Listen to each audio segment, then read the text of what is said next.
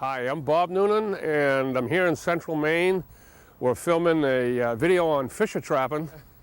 Any fisher running through here would be running probably 10 or 15 feet, maybe 20 feet back inside the woods along that stone wall. You can't quite see it, but there's an old stone wall here. So we're going to end up down here making a couple of sets in this pocket. It's a transitional zone. It is right where the black growth and the field and the swamp all come together.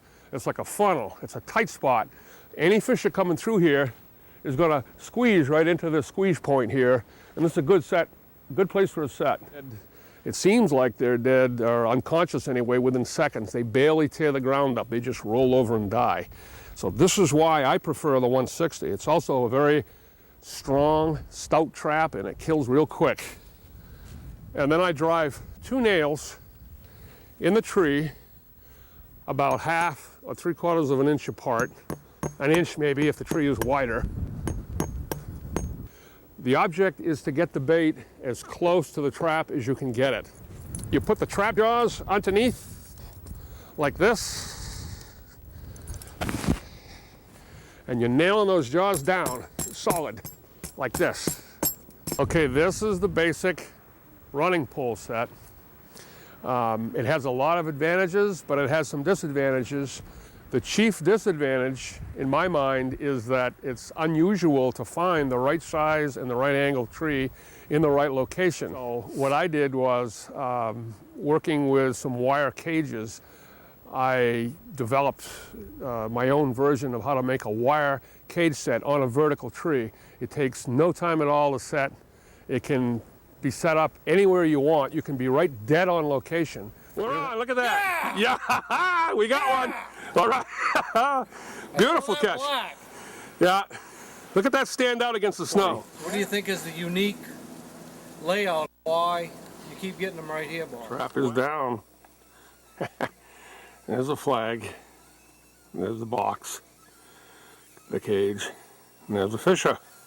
This is not a immediate gratification game, fisher trapping, at least not in Maine. Check a lot of empty traps, and then you get one of these. Makes it worth it. He got suitcased, and that trap, there's only a dead stick holding it in place. It should have dropped to the ground, but that trap killed him. That 160 killed him so fast he never even broke that dead stick. Pretty humane. And beaver is without a doubt the best. You can use a lot of different baits for fisher, and they all work fairly good. Moose and deer scraps are excellent, but beaver just doesn't seem to dry out. It takes longer to rot, and even when it freezes, it's greasy enough, it still gives off an odor. Slide it up into the second groove, and then turn the trap on its side, like this. And it'll fit right up in there.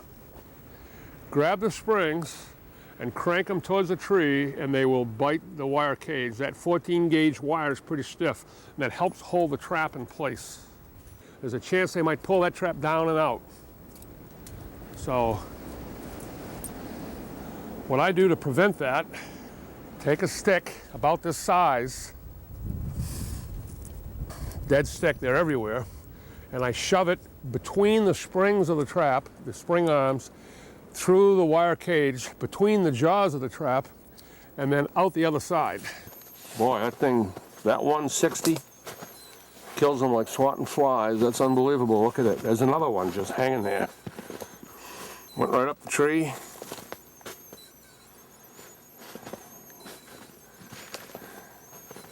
Got rained on a little bit. No, not too bad. Yeah, a little bit. You can see the what kept it up. Once again, just a little dead stick there. A support stick. Pretty animal, pretty surroundings, a beautiful time of the year to be in the woods. This is Maine fisher trapping at its best. I love it. Now you've got this pretty thick tongue here sticking up. And I cut a notch in it.